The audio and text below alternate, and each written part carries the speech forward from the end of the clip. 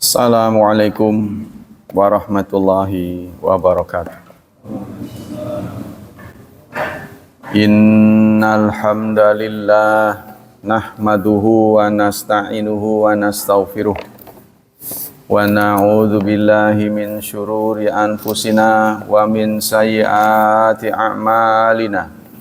May yahdihillahu fala mudhillalah wa may yudlil fala hadiyalah. Ashhadu an la ilaha illallah wa ashhadu anna Muhammadan abduhu wa rasuluh la nabiyya ba'dah. Allahumma salli wa sallim ala nabiyyina Muhammad sallallahu alaihi wasallam wa ala alihi wa sahbihi wa man sara ala nahjihi ila yaumiddin, amma ba'd. Ayo ikhwah, kita lanjutkan kajian tafsir masih di surat 9 At-Taubah. Kali ini ayat ke-23. Surat 9 ayat 23. A'udzu billahi minasy syaithanir rajim. Ya ayyuhalladzina amanu la tattakhidhu aba'akum wa ikhwanakum awliya. La tattakhidhu aba'akum wa ikhwanakum awliya'a in istahabbul kufra 'alal iman wa may yatawallahum minkum fa ulaika humuz zalimun. Ya ayyuhalladzina amanu, wahai orang-orang beriman, la tattakhidhu, jangan kalian menjadikan aba'akum, bapak-bapak kalian, wa ikhwanakum, teman-teman kalian, auliya'a, sebagai wali-wali. Inistahabul kufra 'alal iman, jika mereka lebih menyukai kekafiran daripada keimanan. Wa may yatawallahum, barang siapa yang mewalikan mereka, minkum, di antara kalian, faulaika, maka mereka, mereka az-zalimun, orang-orang yang zalim. Qala Ibnu Jarir berkata, yaqulu ta'ala dzikruhu lil mu'minina bihi wa bi rasulih. Allah berfirman kepada kaum mukminin dan kepada rasulnya. La tattakhidhu, jangan kalian jadikan aba'akum wa ikhwanakum, bapak dan teman, bitonah. Ya, aulia itu diartikan bitonah. Apa arti bitonah? Bitonah itu maknanya butun, asalnya weteng, perut. Jadi kau jangan jadikan bapak dan temanmu sehingga mereka tahu isi perutmu. Tuh, bahasa kasarnya begitu. Ya. Jadi apa bitona itu? Bitona itu diartikan dengan teman kepercayaan. Jadi yang akan menyimpan rahasia-rahasia. Bitona itu asal maknanya weteng. Jadi sampai mengetahui isi perutmu. Tapi ada syarat, wa asdiqa'a, dan orang-orang siddiq, orang-orang kepercayaan. Ya, jadi arti dari aulia itu bitonah dan asdiqa, orang yang mengetahui rahasia. Tafshuna ilaihim asrarakum, mereka akan menyiarkan rahasia-rahasiamu.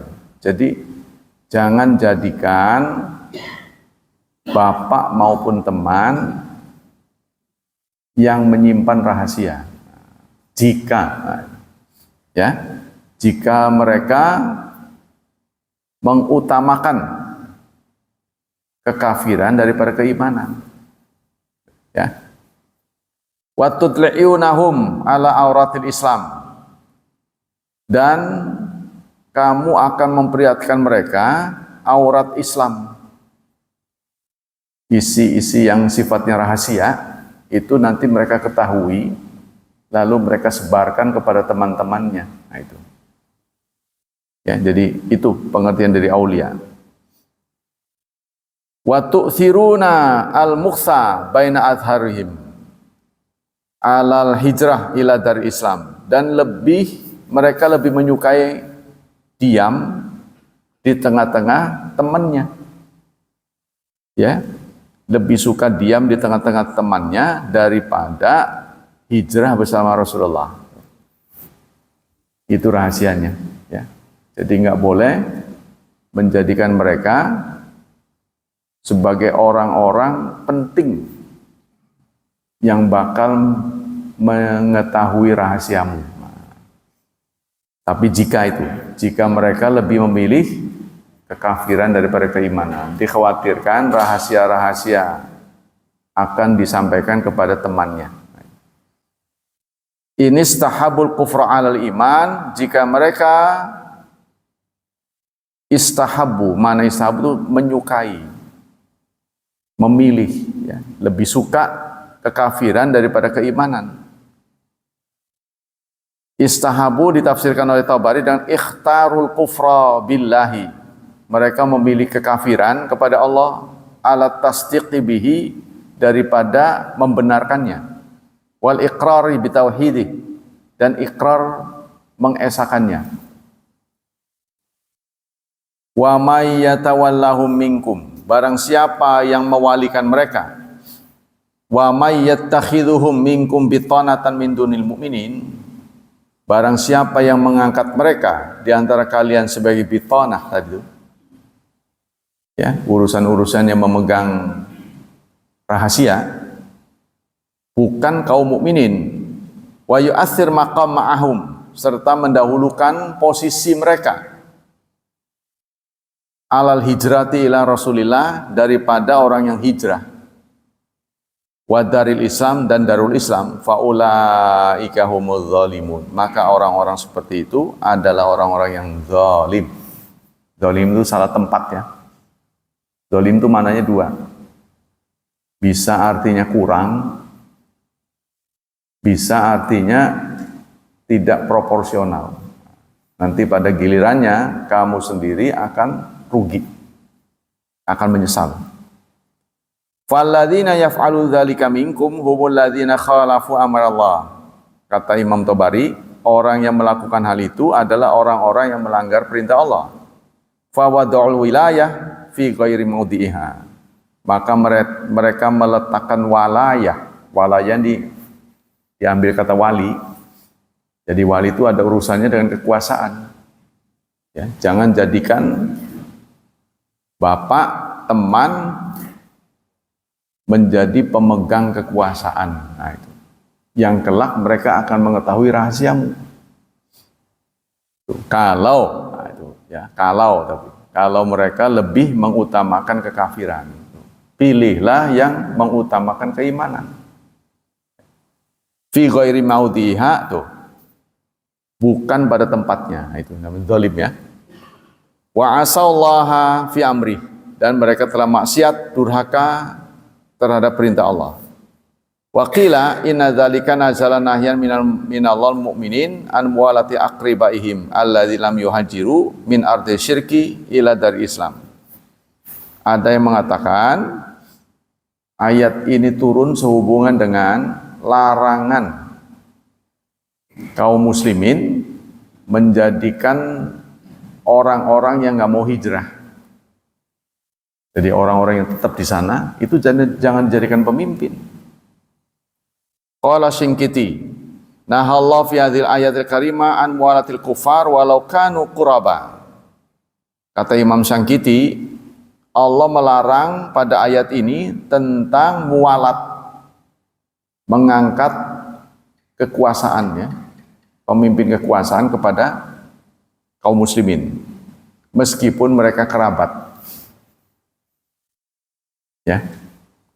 Wasaraha fi maudin akhar bi itisab bi wasfi iman mani'un min muwaddati kuffar. Jadi menurut ajaran Islam,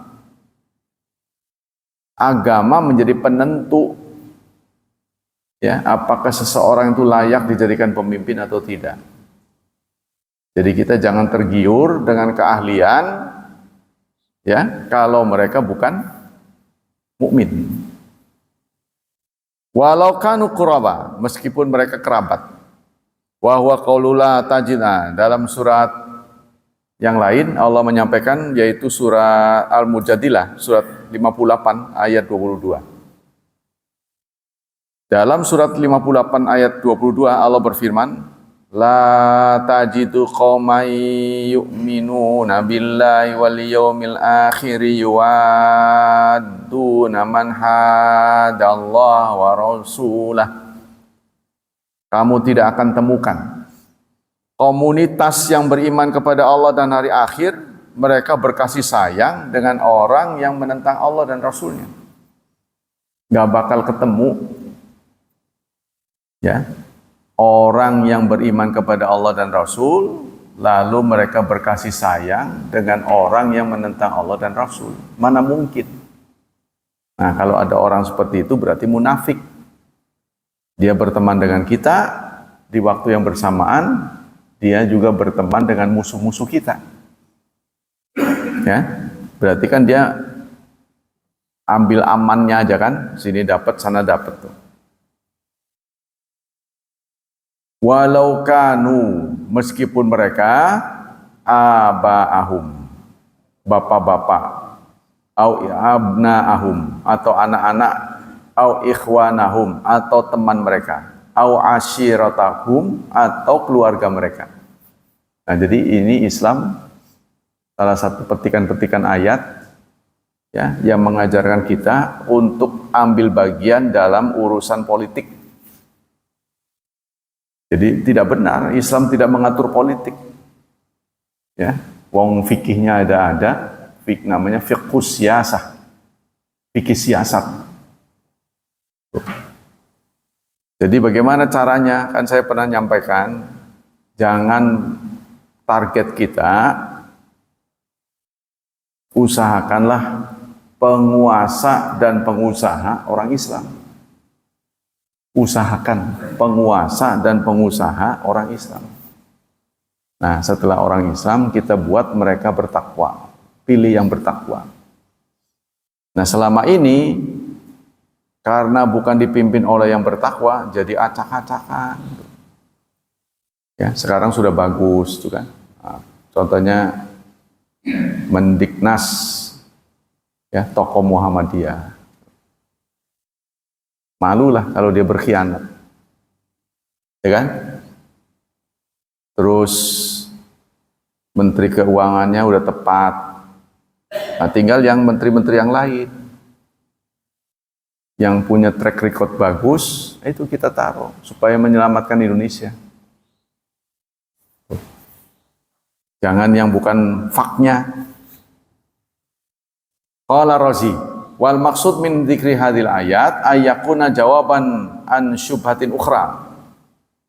Kata Imam Razi, ayat ini ada kaitannya dengan keraguan-raguan. Ya, keraguan-raguan yang timbul, zakaruha, yang mereka komplain. Orang-orang yang menjadi sahabat Rasulullah komplain. Komplainnya apa? Anal bara'ah minal kufar ghairu mumkinah. Bahwa kita berlepas diri dengan orang musyrik itu hal yang tidak mungkin. Karena yang musyrik itu bukan orang lain, tapi saudara mereka. Bagaimana mungkin kita berjumpa dengan mereka, itu kan? Watil kasyubhat angqalu inna rajul muslim qad yakunu abuhu kafiran. Karena seorang muslim boleh jadi bapaknya kafir. Wa rajul kafir qad yakunu abuhu au akhuhu musliman. Sementara orang kafir boleh jadi bapak atau saudaranya muslim. Wa husul muqata'ata ma baina rajul wa bihi wa akhi kal mu'tadil mumtani. Sementara Islam melarang memutuskan ikatan, ya, karena ikatan keluarga itu kan bukan memilih, bukan pilihan. Kita punya bapak si A, punya ibu si B itu kan bukan pilihan. Mana mungkin kita diminta tidak mengakui, kan? Wa idza kana al-amru kadzalika kanat tilkal bar'a allati amara Allah biha kasyaqil al-mumtani al-muta'adzir. Pada ayat ini disebut baroah kan? Surat At-Taubah ini dikenal dengan surat baroah, berlepas diri. Jadi berlepas diri dari saudara yang bukan muslim sama sekali gitu ya, putus ya, diblokir, itu hal yang tidak mungkin. Nah, begitu kata para sahabat. Wa idza fa dzakarallahu taala hadhihi ayat liyuzila hadhihi syubhat. Maka pada ayat ini Allah memberitahu, menurunkan ayat supaya keraguan-raguan itu hilang, yaitu ya, saudara, bapak, teman seperti apa yang kita harus putus, yaitu yang memilih kekafiran, nemenin musuh. Ya.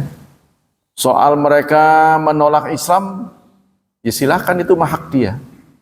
Tapi jangan memusuhi Islam, itu loh. Jadi yang kita tidak boleh jadikan pimpinan yang memusuhi Islam. Yang pro Islam boleh. Tapi ada juga ya, orang Islam memusuhi Islam ya. Nah itu yang paling aneh. Gale orang Islam, tapi dia sering kata-kata itu menyakiti Islam. Apa itu? Pesantren beginilah begitu. Gale orang Islam. Tindakan yang kita dapat sudah cukup bagus ya. Ada orang yang menyudutkan, contohnya pesantren roboh. Ya kita sih prihatin ya. Mungkin kebanyakan para pendiri pesantren kurang ngerti ilmu bangunan, asal bangun aja. Hobinya ngebangun gitu. Pesantren yang ada belum penuh, ngebangun lagi. Masjid yang ada belum penuh, bangun lagi. Jadi hobi ngebangun tanpa memperhitungkan ilmu bangunan. Nah ini menyebabkan terjadi musibah. Tapi jangan lantas kita menghadapi musibah lalu kita benci. Sebab pilar Islam itu tadi, ya, frontlinernya yaitu masjid, madrasah, pesantren, majelis taklim. Ini kalau 4 ini roboh, ya, maka redup Islam. Ya, contohnya kita lihat berapa banyak pesantren, madrasah tuh di dalam kampung-kampung Bojonegara, sampai gentengnya aja jatuh, nggak ada isinya, kayak rumah hantu. Sebab orang yang sekolah sudah tidak ada. Pesantren-pesantren tutup jadi kontrakan. Kalau sudah begitu, ini berarti redup nanti. Yang terakhir adalah masjid. Kalau masjid hanya diisi dengan ritual saja, nggak ada kajian, ya nggak ada sinar, tidak ada cahaya yang memberikan pedoman salah benar, hak dan batil, sah tidak sah. Apa ya? Kajian, bukan ritual. Nah, kita kembali ke sini. Jadi di ayat ini, ya, li'anna sayana lama amral mu'min qabla bil hijrah qabla Makkah, qabla Fatih Makkah lam yuhajir lam yaqbalallahu imanahu hatta yunajibil aba wal aqrab in kanu kafaran. Jadi ini ditujukan kepada orang Islam juga pada waktu itu, sahabat, ya, mereka diimbau untuk hijrah. Tapi ada yang masih berat. Berat karena keluarga, berat karena bisnis. Nah, Allah tegas lewat Rasulnya, mereka-mereka yang tidak mau ikut Rasul berarti lebih mengutamakan kekafiran. Ya, memang kalau itu terjadi pada kita juga berat loh. Karena pindah dari Mekah ke Madinah itu jaraknya cukup jauh dan mereka nggak bisa bawa apa-apa. Kekayaannya harus ditinggal di tempat baru yang kita belum tahu. Contohnya Anda nggak tahu apa-apa, tahu-tahu ditaruh di Surabaya aja gitu. Ke sana, pokoknya pindah aja. Pindah di mana? Ya udah cari sendiri. Nggak bingung. Ya, karena kita belum paham betul kondisi di sana. Itu yang terjadi. Maka ada yang membagi separuh dari hartanya seperti kepada Abdurrahman bin Auf. Karena Abdurrahman bin Auf ini pedagang yang profesional. Dia mengatakan tidak usah. Kau tidak usah bagi setengah hartamu, cukup tunjukkan jalan ke pasar. Tuh, karena dia punya ilmu. Tapi kan nggak semua orang punya ilmu. Ya, ada yang konsumtif, yang hanya menjalani sisa hidup. Ini nggak bisa, itu nggak bisa, bingung. Ya, karena harta bagaimanapun itu menjadi tiang ibadah kan. Kalau kita tidak punya penghasilan, ya bingung juga mau kemana ini. Ya, mending kalau orang kayanya cukup banyak, tuh, sehingga sirkulasi kekayaan bisa bagus. Ya. Ada muzaki, ada mustahik. Tapi kalau muzakinya jarang, cuma setahun sekali, lah makan kan sebenarnya. Ya, maka diciptakanlah agenda-agenda yang memungkinkan orang makan saben hari itu, yaitu tahlilan. Tuh. Kan makan terus. Yang makan mau kiai, kiainya dijamin. Ini Anda di sini kalau tahlilan terus saben hari, ya. Sono tanggal berapa tanggal? Saya nggak perlu masak nih. Percaya nggak? Kalau kita desain tahlilan, Pak Hilman nanti keluarganya setahun sekali, tanggal berapa, setahun kan banyak nih. Hampir saben hari saya dapat undangan. Itulah yang menjadi penyebab di kampung-kampung itu begitu. Jadi kurang ada trik gitu ya. Bagaimana cari peluang-peluang. Nah, kita juga sepertinya harus begitu. Ya, di masa-masa kita sudah purna karya nih, harus cari peluang-peluang apa gitu kan? Iya. Peluang apa kayak gitu. Jadi kalau kita diam saja, walaupun Anda kaya raya, diam saja, sakit. Jadi harus gotong-gotong galon tak apa tak di rumah. Maunya apa aja ya. Jangan sampai nganggur. Sebab tubuh kita kalau diam, masanya hilang. Isinya hilang, nanti tinggal tulang. Kalau diam. Tidur-tiduran, nonton TV, baca HP, ya. Terus nanti kemana lagi, keluar, tidur lagi.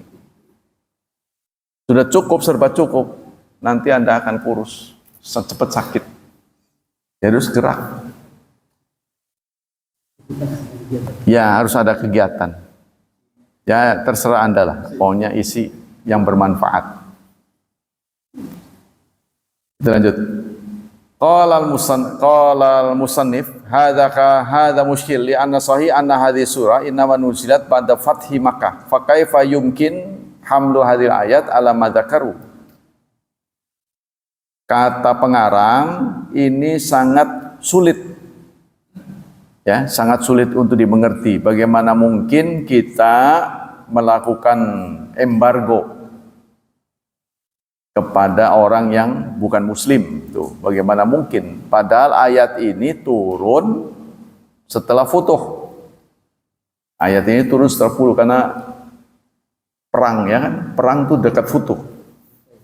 Wal aqrab indi ayakuna mahmulan ala ma zakatu wa huwa anna ta'ala lama amara mu'minin bitabarian musyrikin wa balagha fi jabi qalu kaifa tamakkana hadhil muqata'ah atama bainar rajul wa baina abi wa ummi wa akhihi wa zakarallah anal inqita'an abawal aulad wajibun bisa kufri.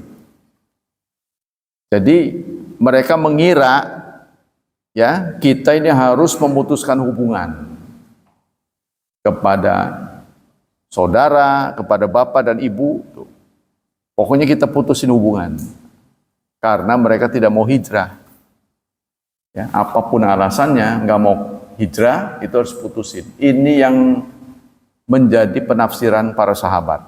Maka ayat ini turun. Kita berbuat begitu kalau mereka lebih memilih ya kekufuran daripada keimanan. Tapi kalau mereka tidak memilih kekufuran karena ada alasan yang bisa diterima, ya jangan diputusin. Tuh. Jadi ini yang menjadi standar itu kufur atau iman. Nurut apa enggak? Wal istibab talabul mahabbah. Tsumma inna ta'ala ba'da an naha an mukhatahim wa kana lafdun nahiyah tamil ayakuna nahyat tanjih. Boleh jadi larangan di sini tuh nahyu tanjih. Larangan saja, bukan mengarah pada haram. Ya, sebaiknya jangan. Jadi kalau kita boleh memilih, pilihlah pemimpin yang muslim.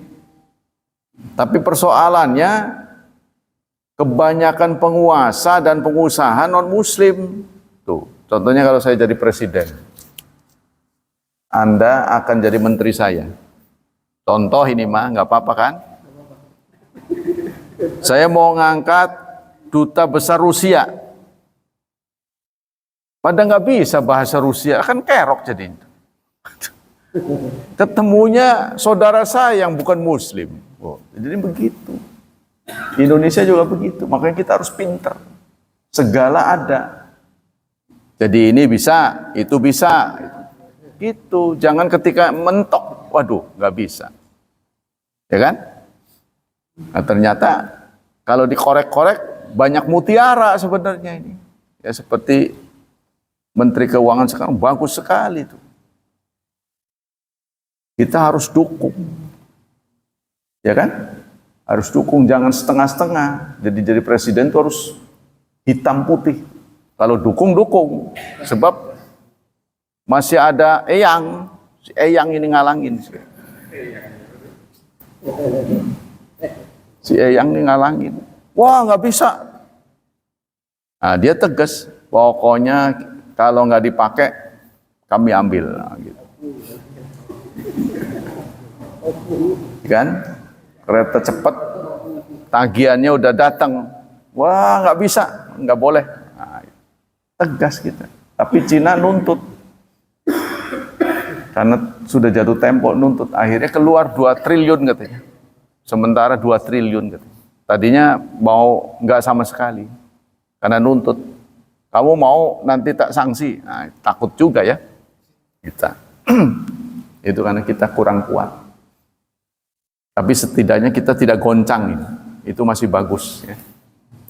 Nanti kalau diperbaiki pelan-pelan, perbaikannya susahnya adalah perbaikan tidak membebani rakyat. Itu yang susah.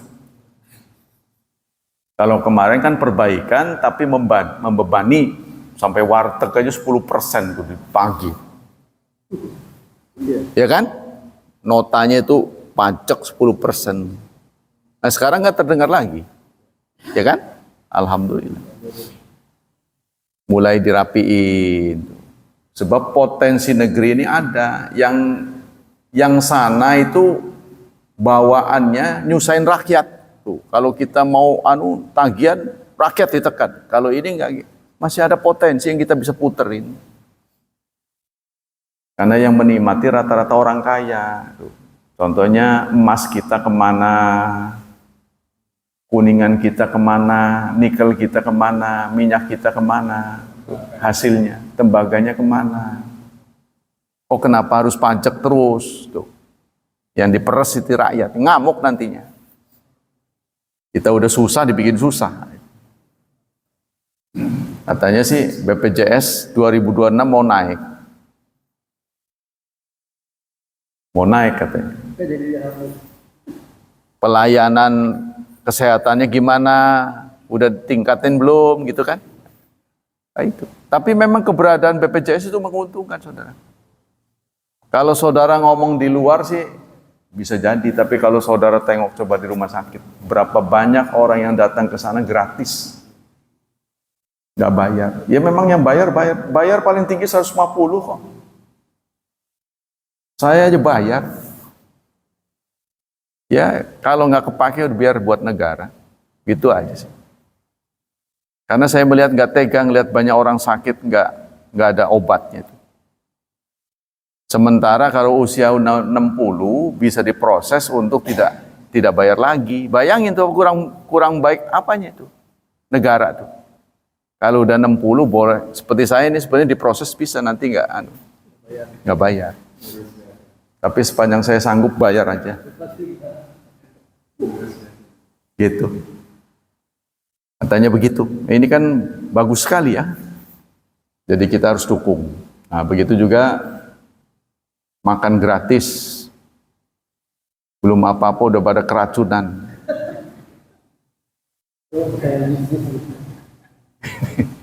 Jadi rupanya saudara amati itu. Niat baik itu belum tentu nyampenya baik kan? Belum tentu, nggak gampang loh.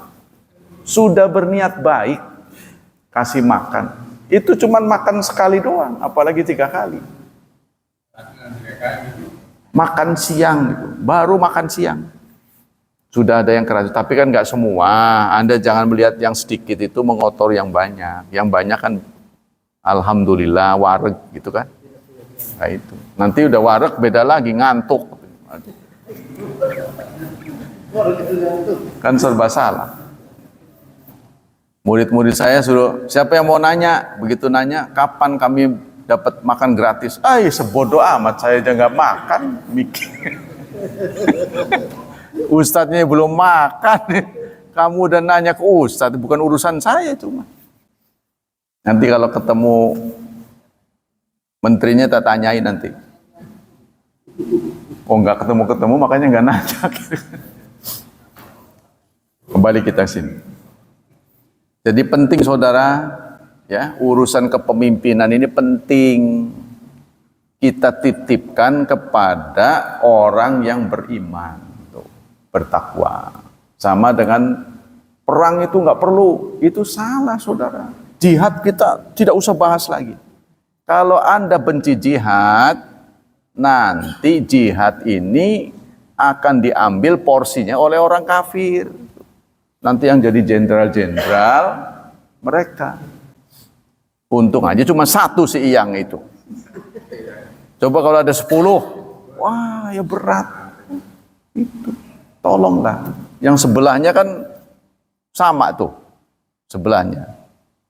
Ya kan? Jadi ketuanya, nanti diganti udah banyak tuh digadang-gadang penggantinya, bakal penggantikan. Tapi beliau pimpinan kita jenderal yang menata negeri ini bisa berubah tapi tanpa gaduh. Nah, itu. Sepertinya begitu.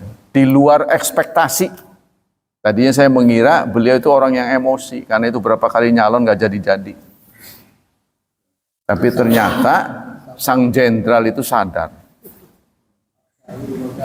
Sang jenderal itu ternyata bisa sadar. Itulah menilai orang itu ya tidak boleh secara kebiang-uyang, belum tentu. Ya. Ternyata beliau menyadari kekurangannya, sekarang tiap ada sesuatu bertanya. Bagus. Ya. Potensi-potensi yang dimiliki oleh negeri ini masih banyak. Orang-orang bagus. Nah itu letakkan kepemimpinan pada orang yang profesional, yang beriman.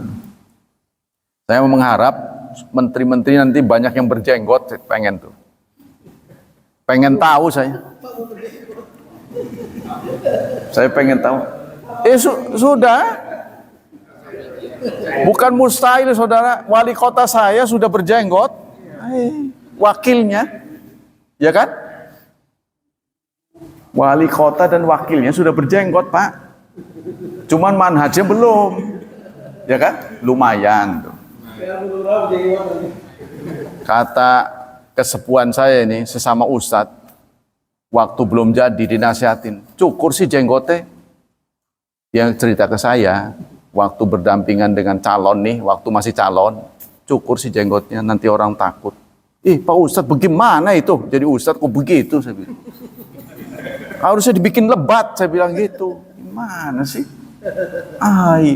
Pak Ustadz memang nggak berjenggot, tapi jangan nyuruh orang nggak berjenggot gitu. Saya kan jenggot sedikit, saya nggak melarang orang berjenggot. Gitu. Ya kan? Mau gondrong gimana? Orang tadinya begitu. Nah itu, lumayan kita sudah punya wanita.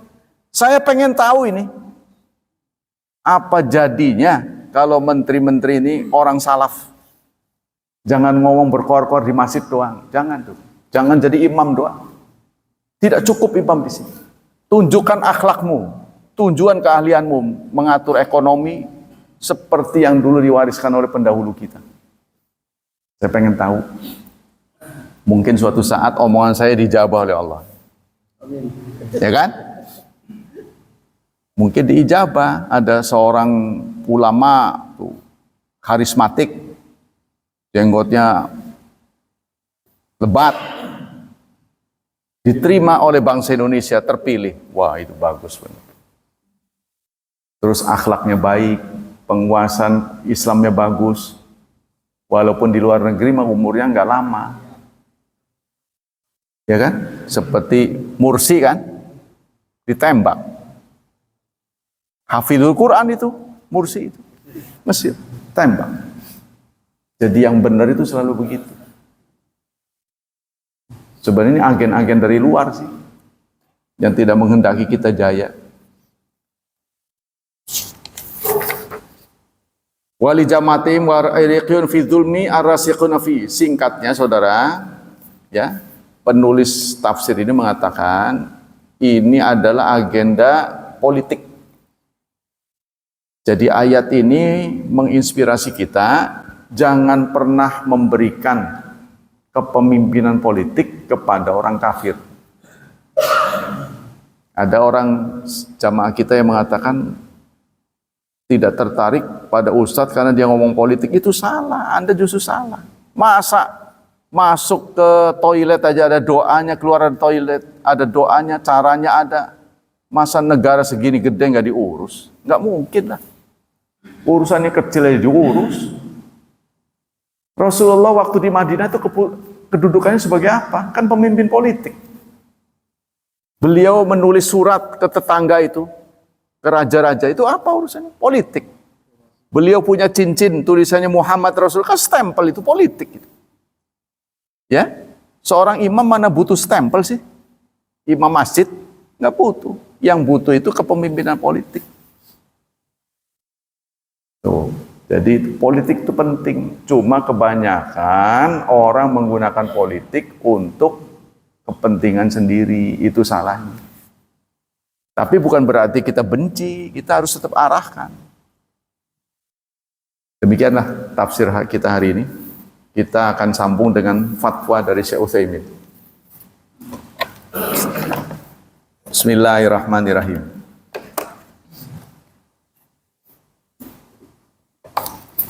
Kalau fatwa Syekh Utsaimin kebanyakan kasus ya, jadi tanya jawab. Ada pertanyaan begini. Mal maqsudu biddufi alladhi ya'nihi. Enggak nih.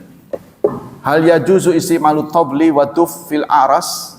Bolehkah kita meramaikan pernikahan, masih tentang pernikahan, dengan bedug? Ya. Beduk dan rebana, boleh nggak? Ya, untuk memeriahkan perkawinan kita menggunakan media beduk dan rebana. Dijawab oleh beliau, Amad duf faqad ja'at bi sunnah. Adapun duf itu adalah alat tepuk ya, alat tepuk ini. Yang satu wajah katanya. Jadi satu wajah. Kalau beduk dua wajah, sini sama sini. Kendang ya. Kendang. Yang ada dalam sunnah itu yang satu wajah katanya. Ketimbringan ya, ketimbringan yang kericik-kericik itu kan. Ini mah yang nggak ada kericik-kericiknya. Ya, jadi li'ana fi idharun nikah. Jadi duf atau orang rebana ya, yang satu wajah kan dipegang begitu tek tek tek ya. Itu satu wajah. Kalau kendang kan sini-sini, tangtung gitu kan. Nah, yang ada dalam hadis itu yang satu wajah. Karena itu mempublikasikan pernikahan. Ya. Jadi salah satu tujuan penting dari pernikahan itu publikasi. Publikasi. Karena itu kita harus ramaikan. Kenapa harus ada walimah? Li'anna fi wan tamyiz baina nikah wa sifah. Sehingga mudah dibedakan antara pernikahan dan pelacuran. Pernikahan ramai, pelacuran sepi. Li'anna sifah ghaliban yakun khafa'an min ghairi ayya'lam bi ahad. Karena pelacuran biasanya dilakukan dengan sembunyi. Fadduf qad yakunu fil i'lan wal wuduh wa syuhra. Maka adanya rebana ya, itu meramaikan dalam rangka mempublikasikan. Jadi ada suara kan. Waqat amara Nabi bi i'lani nikah. Nabi menyuruh kita mengiklankan nikah, mempublikasikan nikah. Nah, caranya di zaman dulu tuh begitu. Caranya. Jadi tujuan asalnya tuh mempublikasikan. Tapi cara sekarang orang nggak mau ruwet ya kan. Orang yang berduit sekarang udahlah nggak mau pusing tuh. Karena agenda pernikahan itu pasti menyita energi. Mikirin siapa yang diundang. Pokoknya kalau yang punya duit udah serahkan ke WO ya, wedding organizer. Tolong diatur siapa-siapa yang diundang, sebutin. Di rumahnya di mana Pak? Nah, dia yang nyamperin. Semua dikelola oleh itu. Nggak mau pusing. Sebab kalau penyelenggara itu biasanya bikin pusing tuh. Ngatur dua keluarga, biayanya siapa yang nanggung, siapa-siapa yang diundang, sono berapa, sini berapa. Apalagi kalau berjauhan, ya satu di sini, satu di sana, tuh ruwet jadi. Nah, waqat amara Nabi menyuruh kita untuk mengiklankan nikah, mempublikasikan nikah. Li'anna ilana fi masalah katsirah, karena banyak maslahatnya. Apa maslahat mempublikasikan pernikahan? Satu, at-tamyiz baina nikahi wa sifah. Membedakan antara nikah dengan pelacuran. Yang kedua, izhar hadis syairah allati amara bihan Nabi, menghidupkan syiar. Jadi nikah itu menghidupkan syiar yang dianjurkan oleh Rasulullah. Rasulullah bersabda, "Ya ma'syara syabab, wahai pemuda, manis tatu aminkum ba'ah, barang siapa yang sudah mampu." Nah, mampu di sini didefinisikan dua. Ya. Mampu menafkahi, yang kedua mampu menyetubuhi. Mampu menafkahi, mampu menyetubuhi. Fal yatazawwaj, hendaklah dia menikah. Fa innahu aghaddul basar, karena menikah itu memejamkan penglihatan. Ya, maksudnya mengurangi penglihatan. Wa ahsanul farj, dan menjaga farji.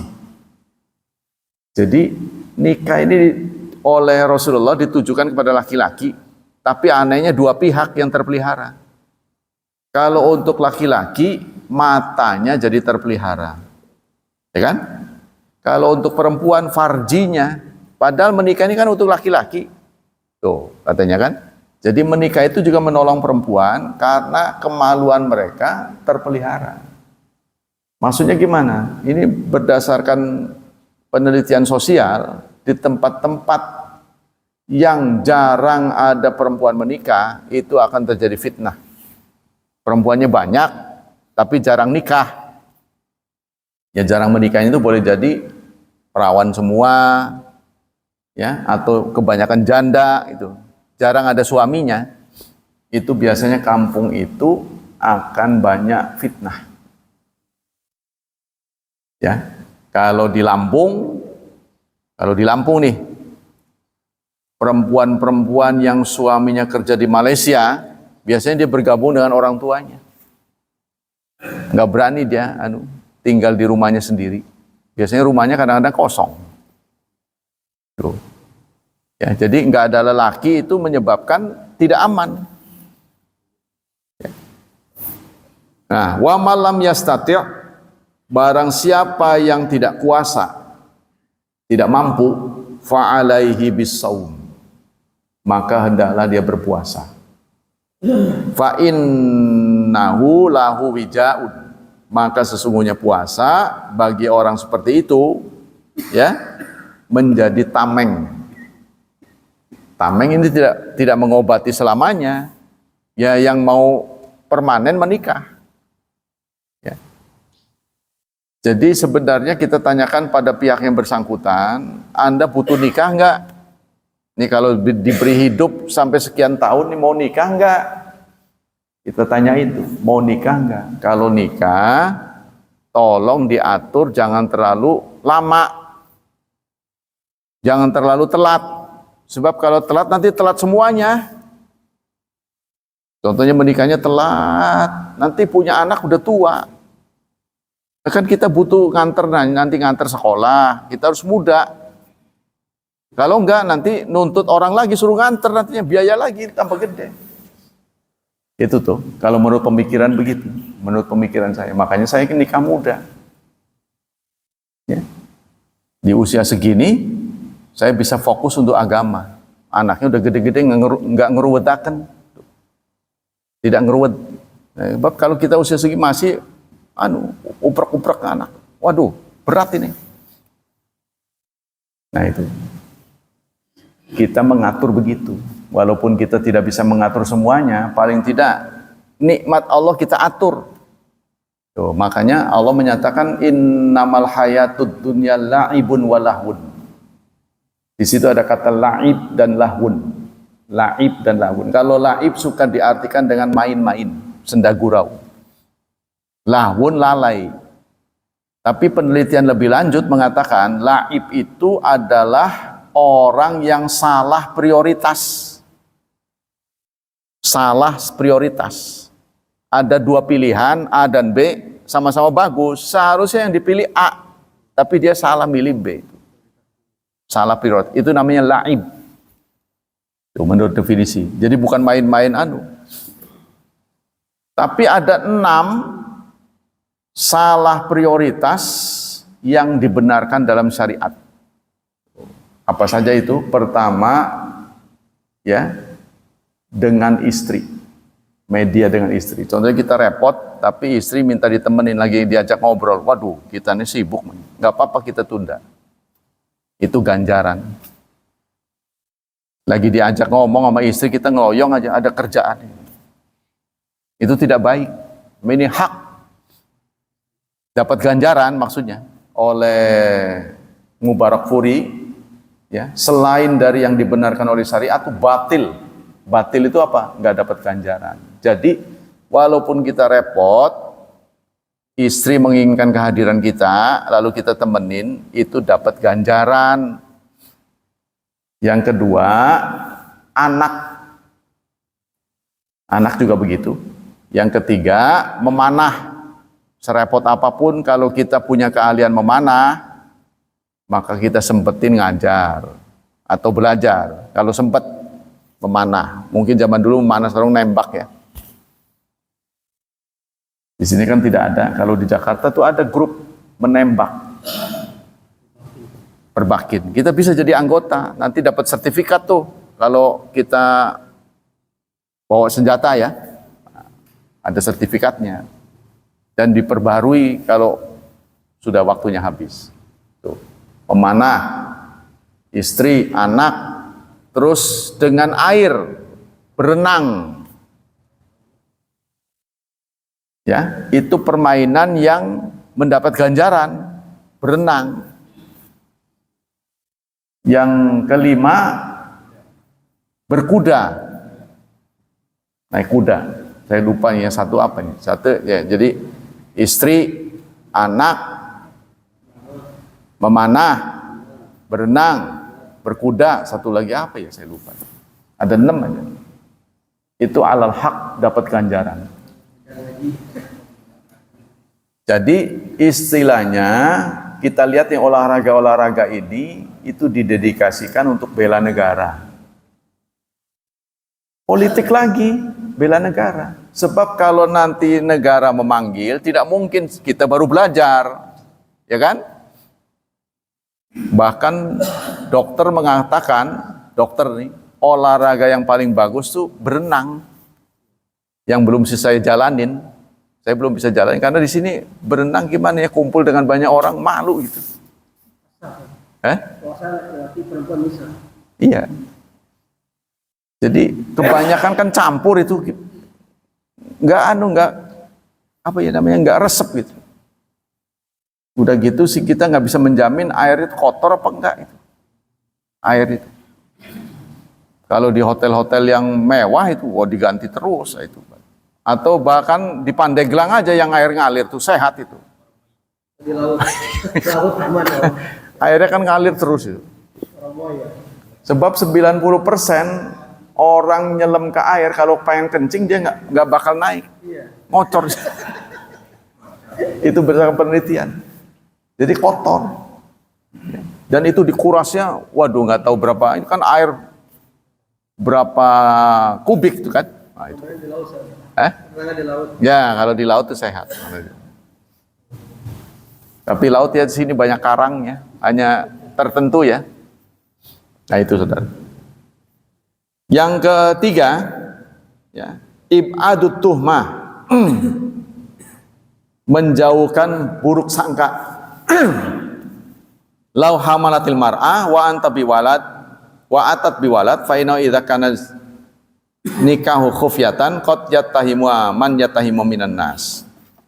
Kalau ada perempuan kelihatannya hamil tuh, terlihatnya hamil, nggak ketahuan nikahnya gitu kan, ini kan akan menimbulkan prasangka, fitnah gitu kan. Nah, pernikahan itulah gunanya supaya orang tahu kapan nikahnya ya, kok hamil sih. Itu akan menimbulkan persangkaan. Tapi ini di zaman tidak ada pencatatan. Kalau sekarang kan orang menikah ada catatannya, ya, ada buktinya, itu kan. Jadi kalau sampai ragu ya dikeluarin aja bukti-bukti. Cuma ya orang yang nggak tahu ini kan butuh waktu kan, kita jelasin. Pak RT-nya mau beritahu, oh udah nikah itu, saya tahu itu. Nah, kan dia bisa.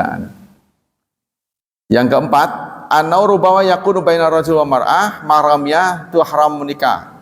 Karadain wa nahwi. Dengan mempublikasikan nikah, orang-orang yang terhubung dengan pasangannya boleh jadi pernah satu susuan, ini akan terkuak. Kan kadang-kadang perempuan nyusuin anak orang tuh nggak bisa mendeteksi lagi perginya kemana si anak tuh, ya kan? Kalau dia kebetulan punya anak perempuan, ya. Kemudian dalam waktu yang bersama dia menyusui anak orang laki-laki, ini kan nggak boleh nikah. Nah dia nggak tahu nih perginya kemana si anaknya setelah disusuin, terputus. Nah suatu saat ketemu, diumumkan, ya kalau sampai ceritanya ada orang tua, nenek-nenek gitu kan, maaf nong, setahu saya laki-laki ini,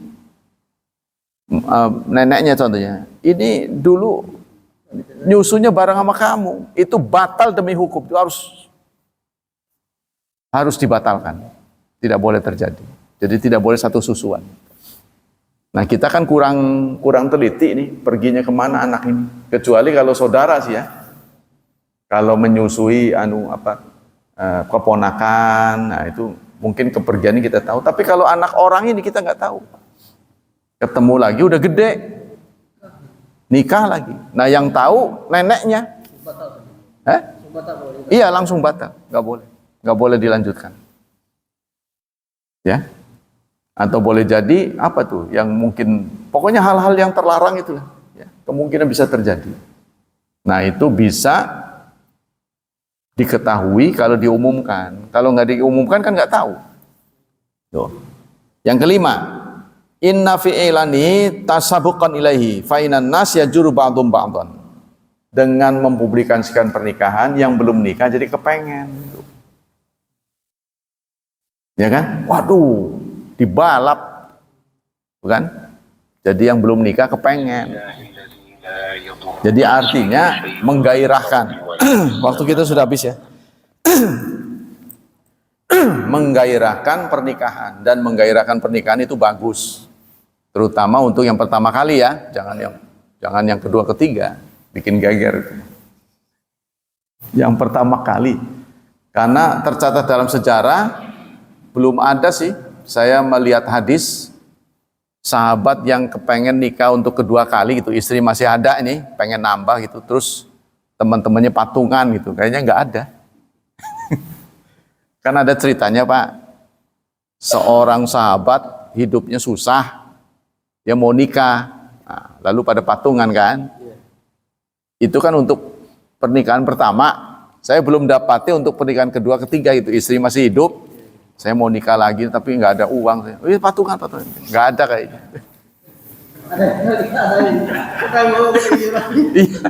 Nggak tahu saudara dapat berita.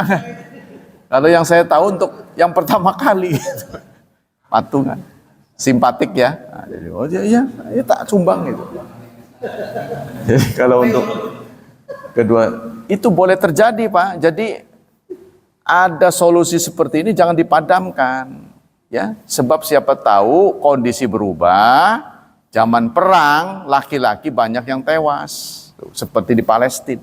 Maka imam Palestina mewajibkan beristri 4. Sebab untuk menambah orang Palestina susah, sebenarnya dibunuh tuh, masih anak-anak dibunuh. Terus nanti kalau bangsa lain yang angkat senjata palsu, tuh, susah. Harus orang Indonesia. Harus orang setempat. Demikianlah hadirin hafidhani hafidhakumullah kajian pagi ini. Semoga Allah Subhanahu wa taala melimpahkan pahala yang berlipat ganda untuk kita. Semoga Allah tetap menjaga dan melindungi kita dari wabah dan fitnah, dari syubhat dan syahwat.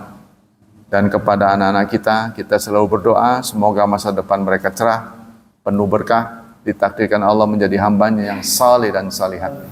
Subhanakallah wa bihamdika asyhadu an la ilaha illa anta astaghfiruka wa atubu ilaik. Wassalamualaikum warahmatullahi wabarakatuh.